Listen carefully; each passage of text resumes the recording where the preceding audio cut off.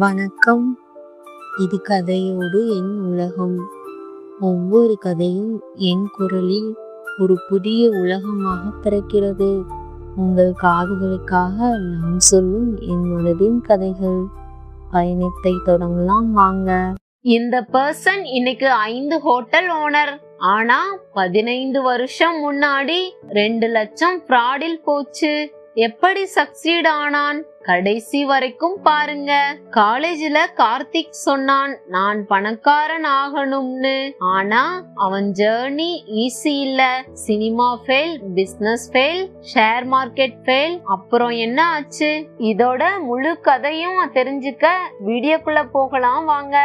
காலையில் filter coffee குடித்து கொண்டு இந்து நாளிதழ் வாசித்துக் கொண்டிருந்த சிவராமன் மனமெல்லாம் அலைபேசி அழைப்பை எதிர்நோக்கியே இருந்தது.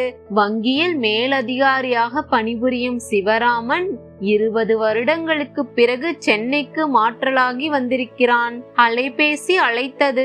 ஆர்வமுடன் அலைபேசியை எடுக்க, எப்படிடா இருக்க சிவராமா என்ற கல்லூரி நண்பன் சரவணன் குரல் மகிழ்ச்சியில் தள்ளியது. நம்ம நண்பர்கள் எல்லாம் எப்படிடா இருக்காங்க? குறிப்பா கார்த்திக். எல்லாரும் நல்லா இருக்காங்கடா. கார்த்திக் எப்படி இருக்கான்னு இன்னைக்கு மாலையிலே நீயே பார்க்க போற என்றான் சரவணன். கார்த்திக் சிவராமனின் நெருங்கிய நண்பன். நீ சென்னைக்கு மாற்றலாகி வந்திருப்பது தெரிந்ததும் இன்றைக்கே பார்க்க வேண்டும் என்றான் கார்த்திக். பெசன்ட் நகரில் உள்ள கிருத்திகா பவன் சிற்றுண்டி விடுதியில் மாலை 7 மணிக்கு நமக்கு இரவு விருந்து கார்த்திக்குடன் என்றான் சரவணன். சிவராமன் மனது 30 வருடங்களுக்கு முன்னால் கல்லூரியின் கடைசி நாள் நண்பர்களிடையே நடந்த உரையாடலை நினைவு கூர்ந்தது. நண்பர்கள் தங்களுடைய கனவுகள், எதிர்பார்ப்புகள் பற்றி பேசிக் கொண்டிருந்தார்கள். மேல் படிப்பில் மனதை செலுத்திய சிலர் அதற்கு செய்ய வேண்டியதை பற்றி விவாதித்துக் கொண்டிருந்தார்கள். மற்றவர்கள் அரசு, பொதுத்துறை, தனியார் துறை, வங்கிகள் ஆகியவற்றின் வேலை வாய்ப்புகள் பற்றி ஆராய்ந்து கொண்டிருந்தார்கள். கார்த்திக்கின் சிந்தனை வித்தியாசமாக இருந்தது. எனக்கு ஒரு அலுவலகத்தில் சேர்ந்து வருடம் 50ஓ 100ஓ இன்கிரிமெண்ட் வாங்கி ஆயுசு முழுவதும் உழைப்பது பிடிக்காது. நியாயமாவும் நேர்மையாவும் உழைத்து பணக்காரன் ஆக வேண்டும் என்பதுதான் என்னுடைய லட்சியம். இந்த கனவு மெய்ப்பட வேண்டும். அதற்கேற்ப நான் உழைக்க வேண்டும்.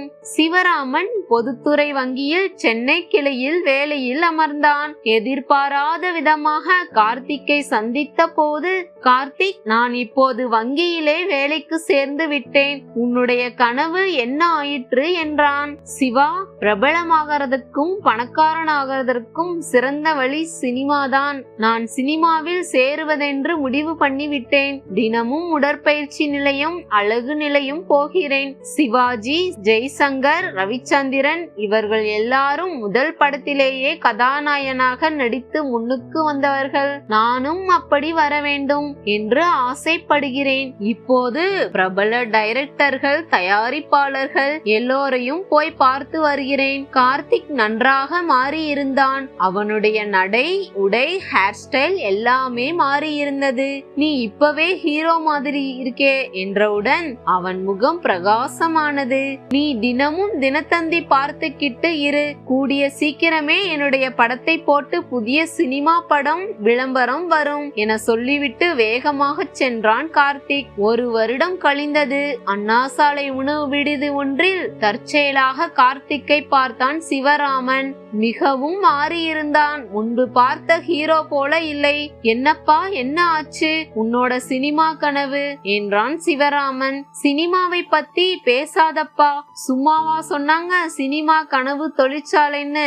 எல்லாம் பொய்யே, பித்தலாட்டம் என்றான். சிறிது மௌனத்திற்கு பிறகு கார்த்திக் சினிமா அனுபவத்தை சொல்ல ஆரம்பித்தான். பெரிய டைரக்டர் கிட்ட அசிஸ்டண்டா சேர்ந்தேன். பாக்கியராஜ், பாண்டியராஜ், பார்த்திபன் எல்லோரும் அப்படி வந்தவங்க தான். அன்னைக்கு ஷூட்டிங்க்கு என்ன சீன் அப்படின்னு நடிக்க வருகிறவர்களுக்கு சொல்லணும். டயலாக் கொடுத்து சரியா பேசுறாங்களான்னு பார்க்கணும். சீன் கண்டினியூட்டி பார்க்கணும். ஆரம்பத்துல நல்லா தான் இருந்தது. ஒரு சீன்ல வர்றதுக்கு கூட வாய்ப்பு வரலை. திடீர்னு ஒரு நாளைக்கு டைரக்டர் கூப்பிட்டு, ஹீரோயினுக்கு அப்பாவா நீ நடிக்கிறே, நாளைக்கு ஷூட்டிங் அப்படி அப்படின்னு சொன்னார். அடுத்த நாள் ஷூட்டிங். முதலா கேமரா முன்னால நிக்க போகிறேன். ரொம்ப சந்தோஷமாக இருந்தது. ராத்திரி தூக்கமே வரவில்லை. ஷேவ் பண்ணி நல்ல சட்டை ஃபேன் போட்டுக்கிட்டு காலையில சீக்கிரமே ஸ்டுடியோவுக்கு போயிட்டேன். என்னப்பா ஹீரோ மாதிரி வந்திருக்கே, நீ நடிக்க போறது ஹீரோயினோட வயசான அப்பா வேஷம். அவர் துறைமுகத்தில் மூட்டை தூக்கிறவரு சொல்லிவிட்டு புது சட்டையே அங்கங்கே கிழிச்சாங்க. முகத்துல கருப்பு பொடியை திட்டா போட்டாங்க. என்னை வயசானவனா மாத்தினாங்க.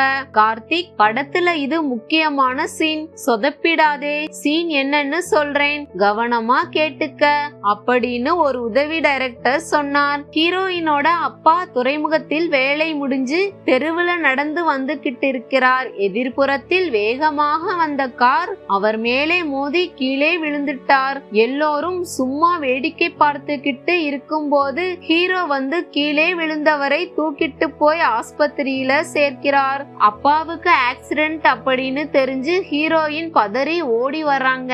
இவரு மட்டும் ஆஸ்பத்திரியிலேயே சமயத்தில் சேர்த்திருக்கலேனா நீ உங்க அப்பாவை உயிரோட பார்த்திருக்க முடியாது அப்படின்னு டாக்டர் சொல்றார். ஹீரோயின் நன்றியோட ஹீரோவை பார்க்க அவங்களுக்கு காதல் உண்டாகிறது. அப்பாவை ஆஸ்பத்திரி படுக்கையில அம்போன்னு விட்டுட்டு 2 பேரும் ஆல்ப்ஸ் மலை மேலே டூயட் பாட போயிடறாங்க என்று சொல்லி முடித்தான் கார்த்திக். கொஞ்ச வினாடியானும் திரையில வர்றேன் அப்படிங்கிற சந்தோஷத்தில் ராஜநடை போட்டு நடந்து வந்தேன். கட்னு சொல்லி டைரக்டர் சீனை கட் பண்ணிட்டார். கார்த்திக் மூட்டை தூக்கி வேலை முடிஞ்சு களைச்சு வர அதுக்கேத்த மாதிரி நடந்து வா என்றார். சொன்ன மாதிரி நடிச்சு கொடுத்தேன், வாழ்த்துக்கள். ஒரு படத்துல தலையை காட்டிட்ட, அப்புறம் ஏன் வேலையை விட்டுட்ட என சிவராமன் கேட்க, இங்கதான்ப்பா கிளைமேக்ஸ். என்னோட நண்பர்களோட படம் பார்க்க போனேன். ஆவலோட எதிர்பார்த்திருந்த என்னுடைய சீன் வரவில்லை. அப்புறம் தான் தெரிந்தது படத்தோட நீளத்தை குறைக்கணும் அப்படின்னு ஆக்சிடென்ட் நடக்கிற சீனை கட் பண்ணிட்டாங்க. வெறுத்து போய் சினிமாவே வேண்டாம் அப்படிங்கிற முடிவோட வெளியே வந்துட்டேன். இப்ப நீ என்ன பண்ணிட்டு இருக்கே கார்த்திக்? வேலைக்கு அலைஞ்சுகிட்டு இருந்த போது கணேசன் சாரை பார்த்தேன். உனக்கு தெரியுமா சிவா, நம்ம நாட்டுல பார்க்க வேண்டிய இடங்கள் நிறைய இருக்கு. ஆனால் பெரும்பாலான இடங்களில் அடிப்படை கட்டமைப்பு வசதிகள் இல்லை. வசதிகள் இருந்தா சுற்றுலா பயணிகள் வருவது அதிகமாகும். இதனால் அந்த ஊரும் முன்னேறும். கணேசன் சார் அவரோட சொந்த முயற்சியில் கொடைக்கானல், ஊட்டி 2 இடத்திலேயும் தங்கும் விடுதி, சிற்றுண்டி சாலை இதெல்லாம் கட்டுவதற்கு கம்பெனி ஆரம்பித்திருக்கிறார். அவரும் பணம் போட்டு பொதுமக்கள் கிட்டேயும் பணம் வாங்கி பண்ணிக்கிட்டு இருக்கிறார். இந்த திட்டத்தில் பணம் போடுறவங்களுக்கு 25% வட்டியும், முதலீடு பண்ண ஆளை கொண்டு வர்றவங்களுக்கு ஊக்கத்தொகையா 10% தருகிறார். சிவராமன் மனதில் இது ஏமாற்று வேலை என்று தோன்றியது. ஆனால் புத்திமதியை கேட்கும் மனநிலையில் கார்த்திக் இல்லை என புரிந்தது. நான் 2 லட்சம் முதலீடு செய்திருக்கிறேன். நண்பர்கள் என் மூலமாக 5 லட்சம் முதலீடு செய்தார்கள். அதற்கான ஊக்கத்தொகை ரூபாய் 50,000 கிடைத்தது. மாதம் 25,000 30,000 சம்பாதிக்க முடியும் அப்படிங்கிற நம்பிக்கை எனக்கு இருக்கிறது. சிவா, நீயும் ஏதாவது முதலீடு செய். இல்லை கார்த்திக், பொதுத்துறை வங்கியிலே வேலை செய்யும் போது இந்த மாதிரி தனியார் நடத்துற பிசினஸ்ல பணம் போடக்கூடாது என்று கூறி நழுவினான் சிவராமன். நாட்டுக்கு நல்லது செய்யணும்னு கிளம்புறவங்களை நீங்க நம்ப மாட்டீங்க என்று சொல்லிவிட்டு கோபத்துடன் சென்றான் கார்த்திக். மாதங்கள் ஓடின. கார்த்திக்கை ஒரு நாள் கோயிலில் சந்தித்தான் சிவராமன். சிவராமனை பார்த்தவுடன் ஓடி வந்த கார்த்திக், என்ன சிவா, பொதுத்துறை வங்கியிலே வேலை செய்யற உனக்கு பணம் முதலீடு பண்ற விஷயத்தில் நல்லது எது கெட்டது எதுன்னு தெரியாதா? நீ ஏன் சொல்லவில்லை என்றான் கார்த்திக் படபடப்பாக. மேலும் அந்த கணேசன் சரியான மோசடி பேர்வழி. என்னோட நல்ல காலம், நான் கம்பி எண்ணாம தப்பித்தேன் என்றான்.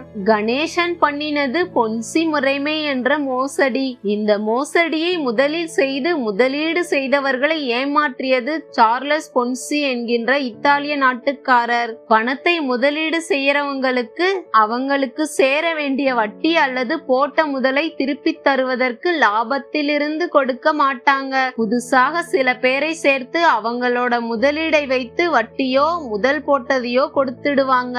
வந்த முதலீட்டை வைத்து ஒரு வேலையும் நடந்திருக்காது. அதனால கையில் லாபம் இருக்காது. மத்தவங்க முதலீடு செய்யறதுக்கு குறுகிய காலத்திலே அதிக வட்டின்னு ஆசை காட்டுவாங்க. ஒரு நாளைக்கு சேர்த்த பணத்தோட தலைமறைவாய் போயிடுவாங்க. கணேசன் இந்த மோசடியை 2-3 வருடமாகவே பண்ணிக்கிட்டு இருக்கார். பணம் நிறைய சேர்ந்ததும் பணத்தோட ஆசாமி அம்பேல். அவரை நம்பி கை காசை போட்டு மற்றவங்களையும் போட வச்சவங்க போலீஸ் கிட்ட மாட்டிக்கிட்டு இருக்காங்க. என் மூலமா முதலீடு பண்ணினவங்க என்னுடைய நெருங்கிய நண்பர்கள் மற்றும் சினிமா நண்பர்கள். என்னோட நிலைமையை புரிஞ்சுக்கிட்டு அவங்க போட்ட பணத்தை மட்டும் கொஞ்சம் கொஞ்சமா கொடுன்னு சொன்னாங்க. போலீஸ்ல புகார் பண்ணலை. நானும் பணத்தை சின்ன சின்ன தவணையாக திருப்பி கொடுத்துக்கிட்டு இருக்கேன் என புலம்பினான் கார்த்திக். அடுத்து என்ன செய்யறதா உத்தேசம் என சிவராமன் கேட்க, நான் இனிமேல் யாரையும் நம்புறதாக இல்லை சிவா. யாரை நம்பலாம் யாரை நம்ப கூடாதுன்னு கண்டுபிடிக்கிற பக்குவம் எனக்கு இல்லைன்னு நினைக்கிறேன். பங்கு சந்தையிலே முதலீடு பண்ணி சம்பாதிக்கிறதுன்னு முடிவு பண்ணி இருக்கேன். அகலக்கால் வைக்காமல் நல்ல ஆராய்ச்சி பண்ணி பங்கு சந்தையில முதலீடு செய்தால் காசு பார்க்க முடியும் அப்படின்னு நம்பிக்கை இருக்கு என்றான் கார்த்திக். சிவராமன் மதுரை கிளைக்கு மாற்றப்பட்டான். கார்த்திக்குடன் தொடர்பு இருக்கவில்லை. 2 வருடம் கழித்து சென்னைக்கு மாற்றலாகி வந்தவன். அவனுடைய வங்கி கிளையில் கார்த்திக்கை பார்த்தான். சிவா, கார்த்திக் மேன்பவர் ஏஜென்சின்னு புது கம்பெனி ஆரம்பிச்சிருக்கேன். கம்பெனிக்கு வங்கி கணக்கு ஆரம்பிக்கணும் என்றான். கார்த்திக் வங்கிக்கு வந்த வேலை முடிந்ததும் இருவருமாக மதிய உணவிற்கு சிற்றுண்டி சாலைக்கு சென்றார்கள். பங்கு சந்தை வியாபாரம் என்ன ஆச்சு கார்த்திக் என சிவராமன் கேட்க, நடுத்தர வர்க்கத்திற்கு பங்கு சந்தை கஷ்டம்தான். அதிர்ஷ்டம் இருந்தா வரும், இல்லைன்னா பூஜ்யம்தான். பங்கு சந்தை வியாபாரம் ஆரம்பத்துல நல்லா இருந்தது.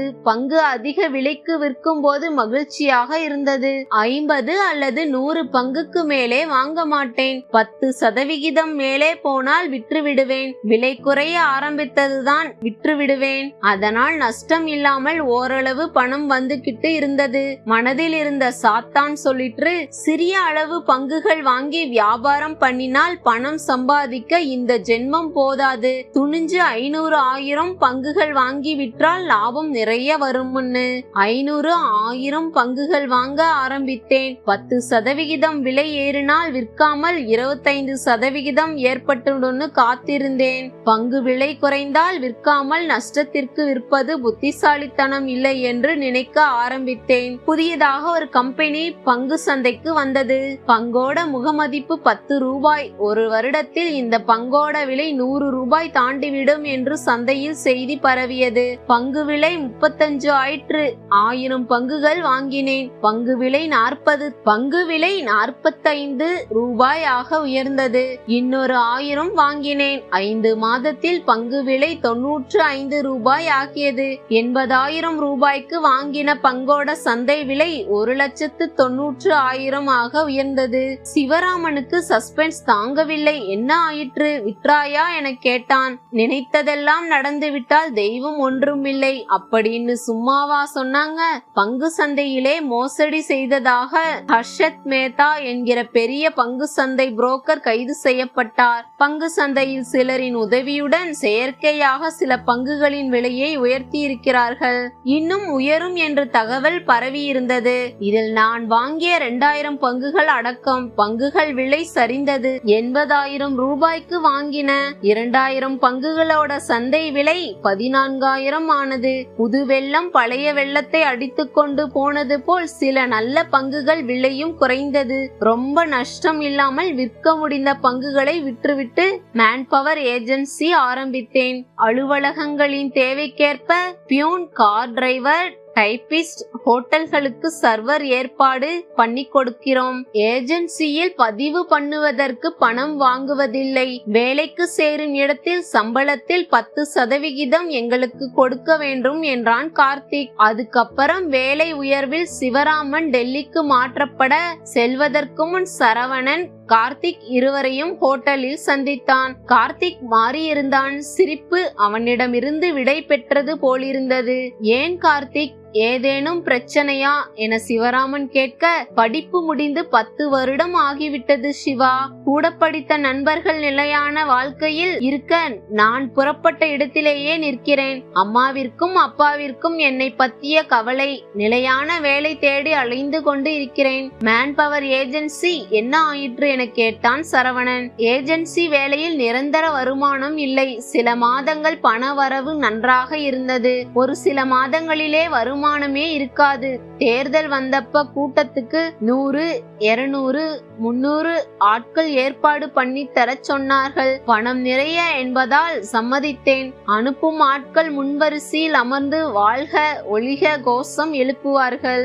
இந்த கூட்டம் அரசியல் கூட்டத்திற்கு முக்கிய தேவை. கட்சி பாகுபாடு இல்லாமல் ஆட்கள் ஏற்பாடு செய்து கொடுத்தேன். பணமும் உடனே வந்துவிடும். அப்பதான் அந்த சம்பவம் நடந்தது என சொல்லிவிட்டு சிரித்தான் கார்த்திக். நீ ரசித்து சிரிக்கிற மாதிரி என்ன நடந்தது என கேட்டான் சரவணன். ஒரே நாளில் 2 கட்சிகள் ஆட்கள் கேட்டிருந்தார்கள். நாங்கள் கட்சி கூட்டத்துக்கு ஆள் அனுப்பும் போது தலைவர் பெயர் என்ன கோஷம் என்று விவரங்கள் வாங்கி வைத்திருப்போம். அன்றைக்கு நடந்த 2 கட்சி கூட்டமும் தொலைவிலே இருந்தது.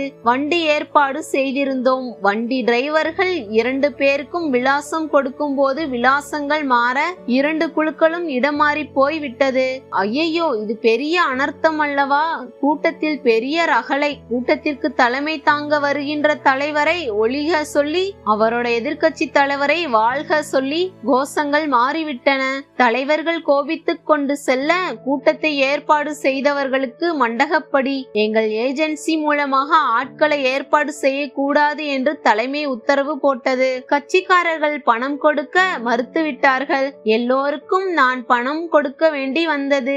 எங்க ஏஜென்சிக்கு கொடுக்க வேண்டிய பாக்கியையும் கொடுக்கவில்லை. பயங்கர நஷ்டம். அரசியல் கட்சிகளை நம்பி தொழில் பண்ணி நஷ்டத்தில் முடிந்தது. பணக்காரன் ஆகணும் என்ற கனவு கலைந்து விட்டது. மாத சம்பளம் வருகிற மாதிரி நிரந்தர வேலை வேண்டும். அப்பா அம்மாவிற்கு மன நிம்மதி கொடுக்க வேண்டும். இதுதான் என்னோட ஆசை. கார்த்திக்கின் விரக்தி சிவராமனையும் சரவணனையும் வெகுவாக பாதித்தது. வேலை உயர்வில் டெல்லி சென்ற சிவராமன் இப்போது அவனுடைய விருப்பப்படி சென்னைக்கு மாற்றலாகி வந்திருக்கிறான். மாலை 6:45 மணிக்கு சிவராமன் பெசன்ட் நகர் கிருத்திகா பவன் அடைந்தான். சரவணன் காத்து கொண்டிருந்தான். தனி குழுகுழு அறையில் அவர்களை அமர வைத்த ரெஸ்டாரண்ட் மேனேஜர், சார் 10 நிமிடத்தில் வந்துடுவார் என்று சொல்லிவிட்டு சென்றார். ஹோட்டல் சிப்பந்தி சூடான காஃபியுடன் தின்பதற்கு மிக்சர், வறுத்த முந்திரி பருப்பு ஆகியவற்றை கொண்டு வந்து வைத்தார். என்ன சரவணன், உபசரிப்பு எல்லாம் தடபுடலாக இருக்கு என்றான் சிவராமன்.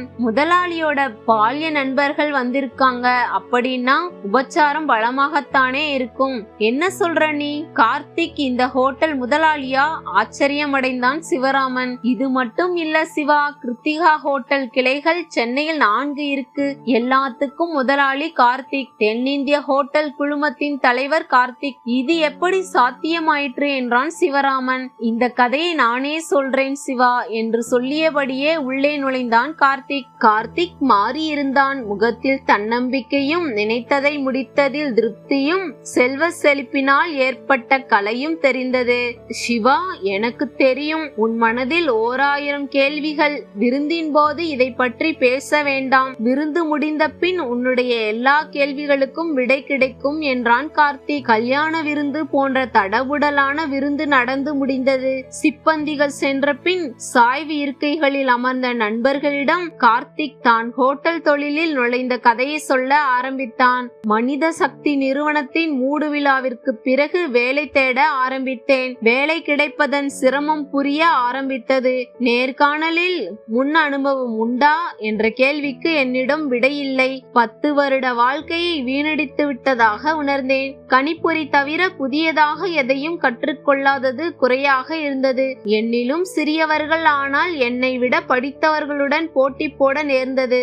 அந்த சில மாதங்கள் நரக வேதனை அனுபவித்தேன். சிறிது நேரம் பழைய வாழ்க்கை பற்றிய நினைவில் மூழ்கியிருந்த கார்த்திக் தன் அனுபவத்தை சொல்ல ஆரம்பித்தான். தற்செயலாக மயிலாப்பூர் காயத்ரி பவன் ஹோட்டல் ஹோட்டல் அதிபர் ராமநாதன் சார் அவர்களை பார்த்தேன். அவருக்கு ஹோட்டல் சிப்பந்திகள் மனித சக்தி நிறுவனத்தின் மூலம் ஏற்பாடு செய்திருக்கிறேன். என் நிலையை கேட்ட ராமநாதன் சார், அவருடைய ஹோட்டலுக்கு கணிப்பொறி தெரிந்த நபர் தேவை என்றும் ஹோட்டல் மேலாளராக பணியேற்று முழு நிர்வாகத்தையும் கவனித்துக் கொள்ளுங்கள் என்றார். இது என் வாழ்வில் திருப்புமுனை என்று மனதில் தோன்ற வேலையில் சேர்ந்தேன். 3 மாதத்தில் ஹோட்டல் தொழில் பற்றி ஓரளவு புரிதல் ஏற்பட்டது.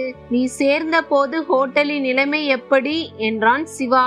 சுமாரான லாபம், விற்காமல் தேங்கும் உணவுப் பொருட்கள் சில நாட்களில் அதிகமாக இருந்தது. மூலப்பொருட்கள் தேவைக்கும் மேல் வாங்குவதாக தோன்றியது. ஹோட்டலின் கணினியில் நிர்வாகத்தின் எல்லா வரவு செலவுகளையும் பதிவிட்டேன். இதனால் அவ்வப்போது லாப நஷ்ட நிலையை அறிந்து கொள்ள முடிந்தது. கணினி மூலமாக உணவுப் பொருட்களின் விற்பனை விவரங்கள் அறிந்தேன். இதன் மூலம் ஒரு குறிப்பிட்ட நாளுக்கு எந்த உணவு வகைகள் எத்தனை சமைக்க வேண்டும் என்று முடிவு செய்ய முடிந்தது. திட்டமிடுதலால் உணவு வீணாவது பெருமளவு தடுக்கப்பட்டது. மேலும் மூலப்பொருட்கள் தேவைக்கேற்ப கொள்முதல் செய்வது எளிதானது. இதனால் பணம் மிச்சமானதுடன் அதிகமான மூலப்பொருட்கள் தேங்காமலும் தடுக்கப்பட்டது. மாலை வேளைகளில் இளைய தலைமுறைக்காக விரைவு உணவு வகைகள் தயாரிக்க ஆரம்பித்தோம். இந்த நடவடிக்கையினால் முதல் வருடத்திலேயே லாபத்தில் கணிசமான முன்னேற்றம் தெரிந்தது. 3 வருடம் காயத்ரி பவனில் பணிபுரிந்தேன். நீ எப்படி இந்த கிருத்திகா பவன் ஆரம்பித்தாய் என்றான் சிவராமன். பெசன்ட் நகரில் ஹோட்டல் ஒன்று விலைக்கு வந்தது. ராமநாதன் சார் என்னை வாங்கச் சொன்னார். பங்குதாரர் ஆவதாகவும் கூறினார். வங்கி கடனுக்கு வழி செய்தார். அவர் கைதூக்கி விட்ட வேலை கிருத்திகா பவன் என்ற பெயருடன் ஹோட்டல் நன்றாக நடந்து கொண்டிருக்கிறது. 5 வருடத்தில் வங்கி கடனை அடைத்ததுடன் ராமநாதன் சார் போட்ட பணத்தையும் வட்டியுடன் திருப்பி செலுத்தி விட்டேன். கிருத்திகா பவனுக்கு கிளைகள் இருக்கிறது அல்லவா என்றான் சரவணன். ஆமாம் சரவணன், பெசன்ட் நகர், திருவல்லிக்கேணி, தியாகராய நகர், அண்ணா நகர் ஆகியவற்றில் கிளைகள். மயிலாப்பூரில் ராமநாதன் சாருடைய காயத்ரி பவன் என்னுடைய நிர்வாக கட்டுப்பாட்டில் உள்ளது. விரும்பி போனால் விலகி போகும் என்பார்கள். என்னுடைய விஷயத்தில் அது உண்மையாயிற்று. பணம் வேண்டும் என்று விரும்பி ஓடினேன். அது சோர்வையும் மனக்கஷ்டத்தையும் தந்தது. விலகி போனால் விரும்பி வரும் என்ற கூற்று போல வாழ்க்கைக்கு தேவையான பணம் வந்தால் போதும் என்ற மனம் வந்தபோது தொழில் செழிக்க பணவரவும் அதிகமாகியது. கார்த்திக், நேர்மையாக உழைத்து பணக்காரன் ஆக வேண்டும் என்ற உன் கனவு மெய்ப்பித்து விட்டது. வாழ்த்துக்கள் என்றான் சிவராமன். கார்த்திக்கோட கனவு மெய்ப்பட்டுச்சு. ஃபெயிலியர் ஒரு டீச்சர். ரைட் ஆப்பர்ச்சுனிட்டில போக்கஸ் பண்ணா சக்சஸ் கேரண்டீட். மல்டிபிள் ஃபெயிலியர்ஸின் பிறகு ஹோட்டல் பிசினஸில் சக்சீட் ஆனான். இந்த மாதிரி இன்ஸ்பைரிங் ஸ்டோரிஸுக்கு சப்ஸ்கிரைப் பண்ணுங்க. உங்க கனவு என்ன? கமெண்டில் சொல்லுங்க. லைக் பண்ணி ஷேர் பண்ணுங்க. நெக்ஸ்ட் வீடியோவில் மீட் ஆகலாம்.